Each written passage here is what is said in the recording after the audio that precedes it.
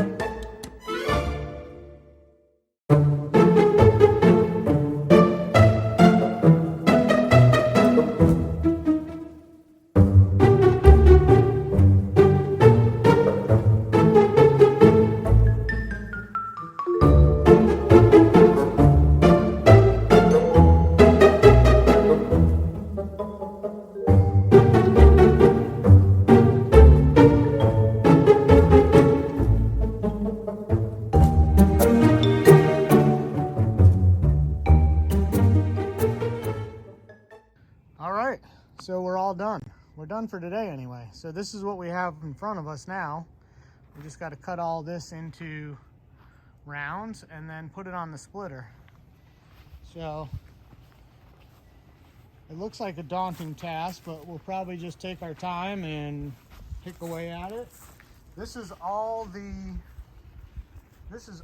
dedicated wood that people have told me they have for me. So right now, this might be the end of my wood gathering for this year.